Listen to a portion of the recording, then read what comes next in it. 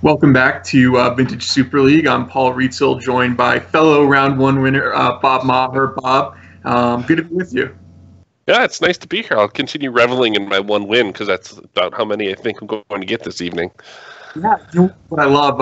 I watched obviously the previous weeks of Vintage Super League. I love that we have four completely different strategies for tonight's event.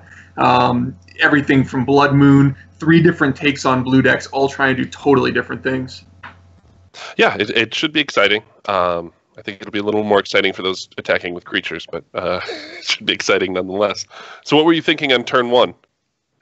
Turn one of game one? Yeah, just out of nowhere. Yeah, so Blood Moon is the kind of card that it creates an incredible sub-game, right? You have to decide, is my mana going to matter for the rest of the game?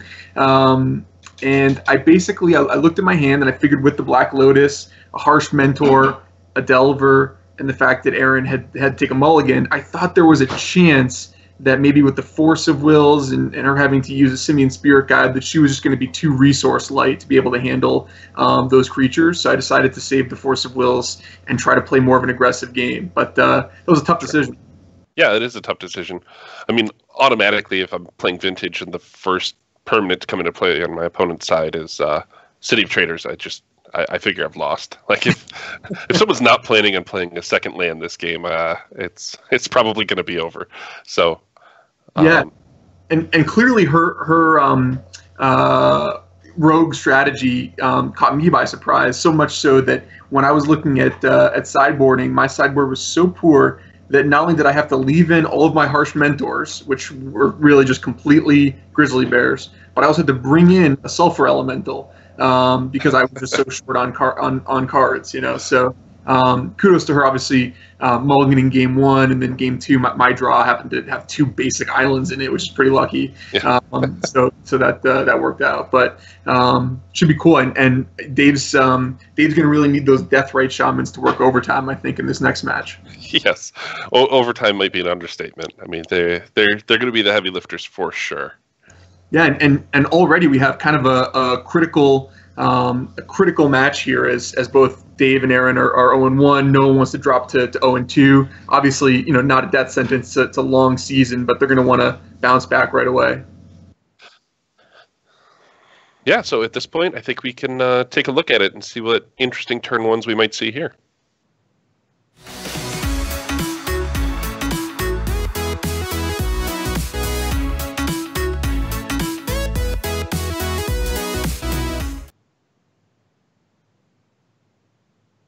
So as we see here, David Williams on his Leovold bug deck, his Sultai kind of aggro control strategy, and Aaron on Dragon Stompy, I guess is the name of the deck, but functionally it's an all-in red or a Blood Moon red type deal.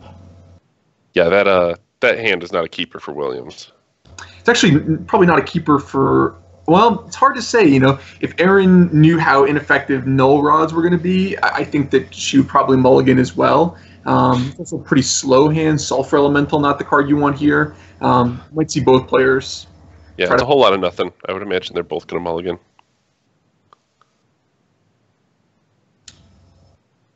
Lotus certainly always helps. Like, first turn Brainstorm, sack my sackland, Trigon Predator. Seems like a great start. Yeah, you know, obviously, Aaron's deck does not have very many artifacts and enchantments in it, but the ones that she does have are critical to to her game plan. Yeah, and she ended up having to take two mulligans.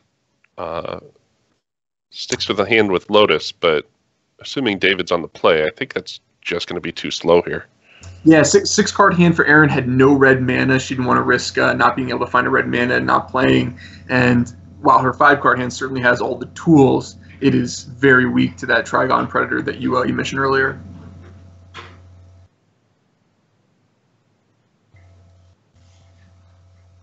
Dave hoping to find something like Force. Was it Force of Will in his deck? I actually don't know his exact deck list, but yeah, he was Force of Will. There it is. Makes an appearance.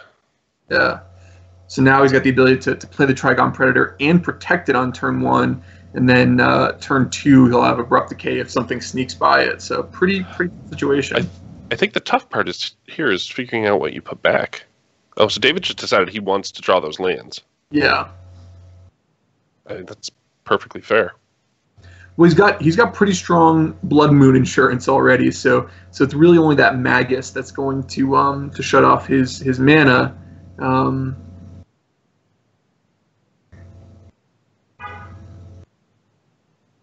What do you do here with Black Lotus? I think I would be tempted to let it in. I think I would let it in. She's already mulliganed twice. The odds that she's going to have 4 mana worth of business spells spread out over 2 cards, I think, is really low. Right. I think I would hope to get further ahead on card advantage and just let it in. This Magus, on the other hand, I think I would elect to Force of Will. Yeah, I think you have to Force of Will it here, because then when you draw the sack land next turn, you can float the mana to Abrupt Decay, whatever comes after, if there's another Blood Moon or Magus.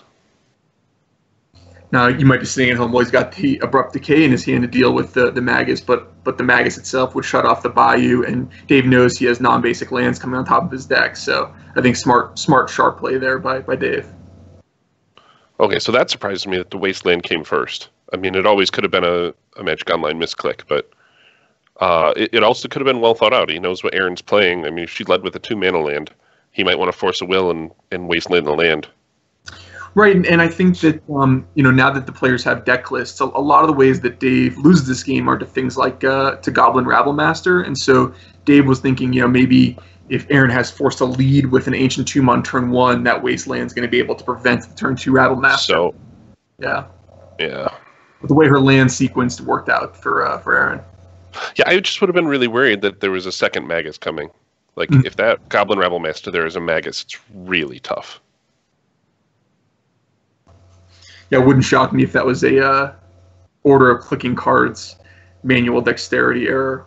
We were talking about Chaos Orb earlier, Bob, and I was saying that Magic in its purest form comes down to flipping coins, manual dexterity, perceived slights.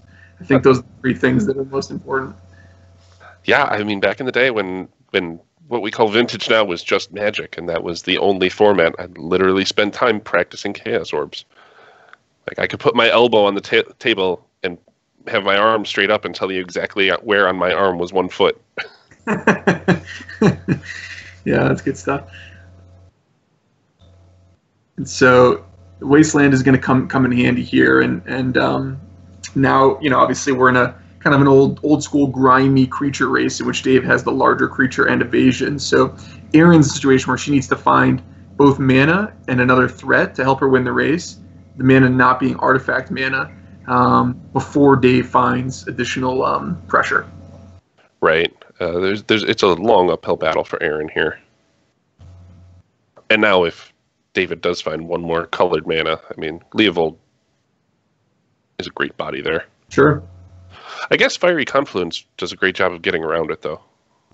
Yeah, I mean, obviously, well, there you go. There's half the mana that she needs to cast that Fiery Confluence, right? Is it 4 plus Yeah, I just don't even know if you drop the City of Traders here.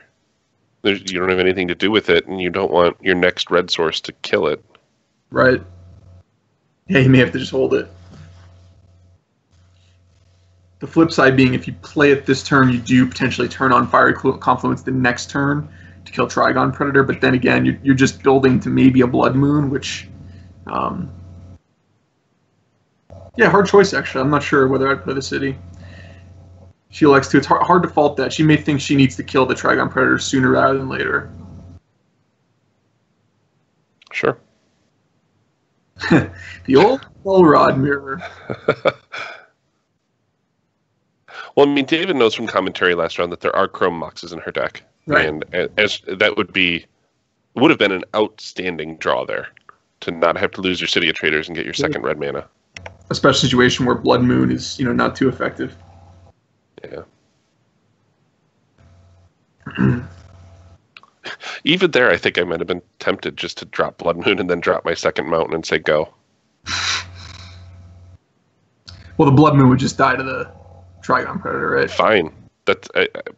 I'll trade the Blood Moon out of my hand to keep my 2 mana land. I see. A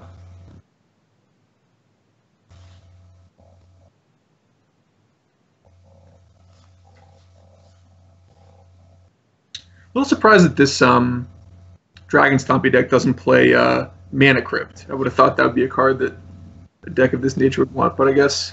And I guess it was good timing that he hit that Force of Will, because other guys, this game was locked out. Yeah, look at this comeback here.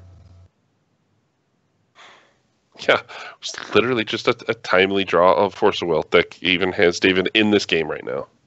And interesting to note that it was Erin's decision to play the City of Traders the turn earlier, letting her cast Fiery Confluence the turn earlier, that allowed Fiery Confluence to get under Force of Will.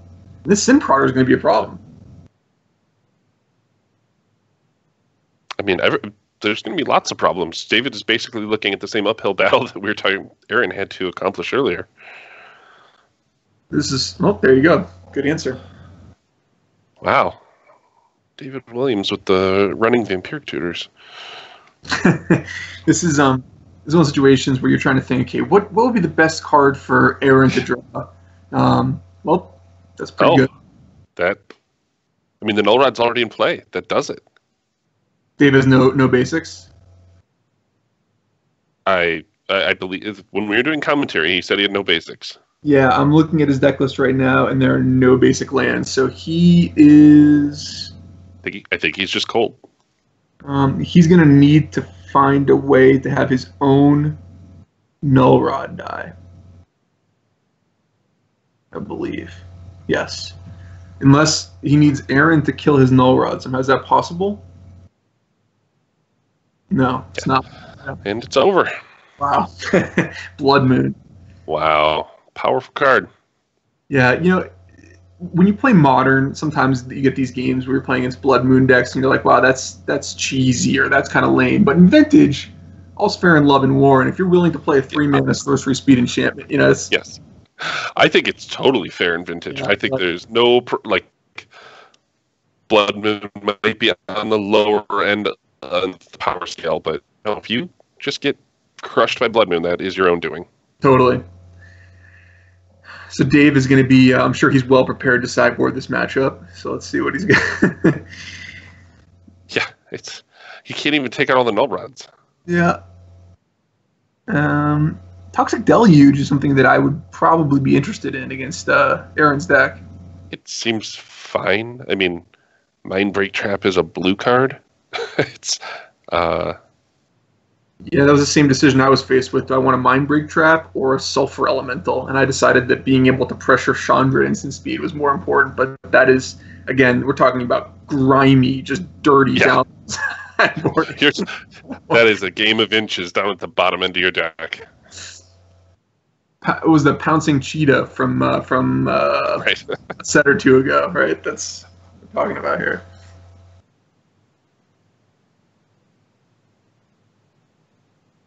I don't even know what you bring in. Yeah, again, I mean, I know you don't have to have you can bring more of your sideboard in, and that's okay now. And David's just wishing he could bring in less. Yeah, we talked about this earlier. I mean, Dave obviously had a objectively, in a vacuum, a good draw against the deck that needs artifacts and enchantments, but it was missing the single most important card for him to have in this matchup was the Deathrite Shaman. An uninsert Deathrite Shaman is going to allow Dave to operate, pretty without limits, and then obviously he gets to play his fun blue cards and win the game that way. Obviously, Erin's brought in things like Sudden Shock. She has the Chandras we know from her main deck configuration, Fiery Confluence. She's going to be well prepared for Dave's Deathrite Shaman. So see what happens in game 2. Yeah. I mean, it's really tough that even after board, I don't think David can do anything if a Blood Moon hits table. Yeah, and interestingly enough, we see Dave with Flusterstorm in his hand. I believe only one target for Flusterstorm in all of Erin's deck, and that's Fiery Confluence. Yep. Well, I mean, I believe also the Mindbreak Trap came in, and that is fairly narrow as well, but it's still better than the Mental Missteps that have 0 targets. Yep. Erin's hand is pretty excellent against Dave's deck with multiple different answers to the Deathrite Shaman aforementioned. Yeah. Dave, as always, as I was going to say game one before Aaron locked the game out, Blood Moon, when you're thinking about what does his hand need or what does he want to draw, the answer, as always, is Ancestral Recall. If you and Ancestral Recall makes this hand look pretty good. Yeah, it's evidence in my game with our games with David. I mean, one game had a turn 1 Ancestral, and the other one had turn 2 Ancestral. That was just the beginning of the end. Mm-hmm.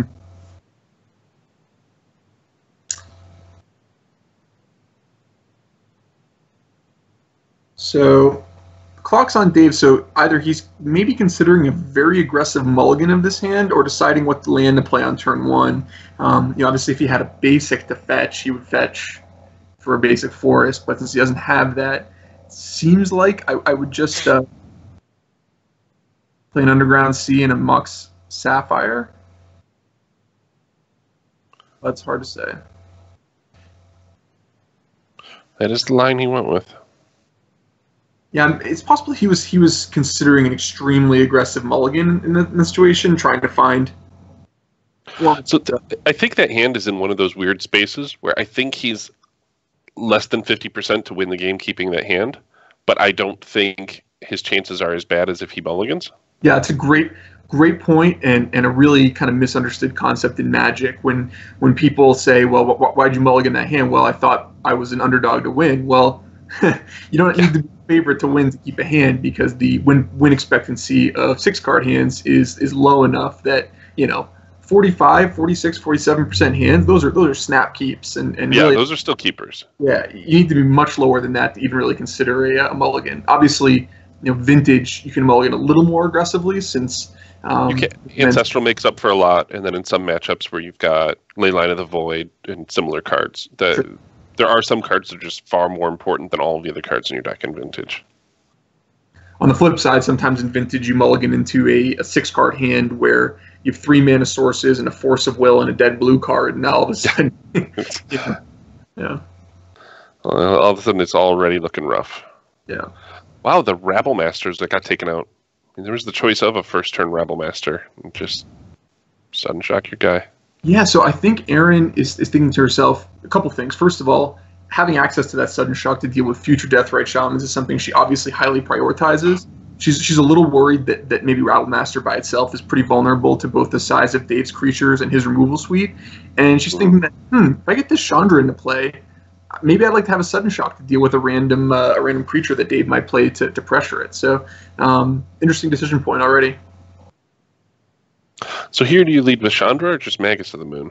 So does Dave have Mana Drain in his deck? I don't know.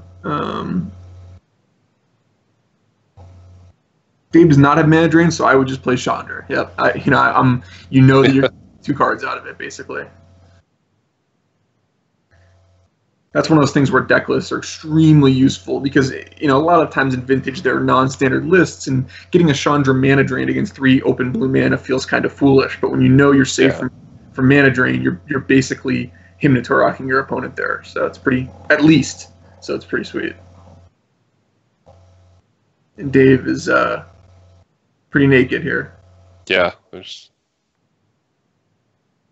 Dave's best situation here is for Erin to have drawn something, a test spell. Yes, something better than Magus. Yeah. Or something that she played to just draw out that Force of Will, but instead it's going to resolve, and Dave's going to have to find... it may not resolve. This game might just be over. Oh, I guess he has a blue Mox. Yeah. There's no Null Rod or anything yet this game. Right. So, obviously he has plenty of removal spells in his deck, but he's going to need to find other Mox in order to cast his spells. So, again, as we said before, almost all the ways that Dave wins this game start with him drawing Ancestral. Yes. Ancestral or running Jet and Emerald. Yeah, the one nice thing is that Dave did find another blue card to go with that Force of Will, so Aaron's clock is going to be extremely slow for the time being, and Dave will have some time, but he does need to find multiple somethings.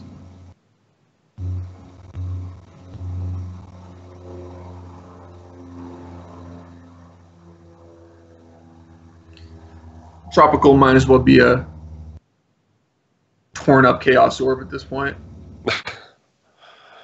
One of the very, very many mountains in this deck. Yeah, actually, I don't even know if I played the Tropical, since the most useful thing Tropical can do is get discarded to Jace Vryn's Prodigy at this point. Or it could get put back for brainstorm. Sure, one of those things, but it's hard for him to even shuffle, right? With Blood Moon in play. Yes.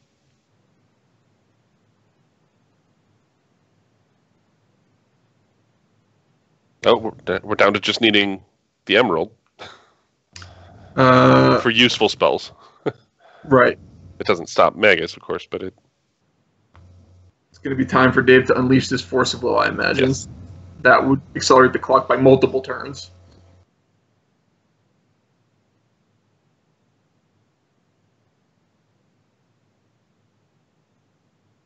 This is a tough situation for Dave. He's going to be massively favored against my deck, I think, just based on kind of the way it operates. But really, he's hoping to play against more combination decks, and everyone else showed up with either mid-range or other hateful strategies, which happen to are pretty good against the lower power. Yeah. I actually think he's considerably favored against my deck, and I got rather lucky with the Ancestrals. Or the tutor for Ancestral. Did you consider adding any of the other three for one cards from Alpha into your deck? Healing Solve, Dark Ritual. Yeah. I actually did consider Lightning Bolt for a while, but I've actually just really liked a Braid lately. So Dave is looking to draw Ancestral into Jet, Emerald. Ooh. That would really be enough. Yeah. That would do it. Yeah. I mean, I think he'd even be fine brainstorming into them. Yeah. Don't have to get greedy.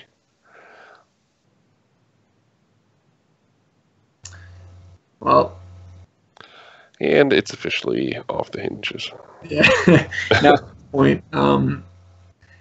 Dave is not dead this next turn, but very, very close to it. And the fact that he would need to probably crack a fetch to have that fatal push work means that the sudden shock in Aaron's hand plus the 5 damage on board is going to be enough. And that's assuming, Dave draws perfect on his next turn. So. Yeah. And I think it's probably pretty similar as to how my match with Aaron is going to go. Do you have any basic lands? I have 2 islands and 2 mountains. Well, I don't need the mountains in the board. I won't be bringing those in. Well, I strongly recommend putting a basic island onto the battlefield at some point. Yeah, that'll be the first fetch.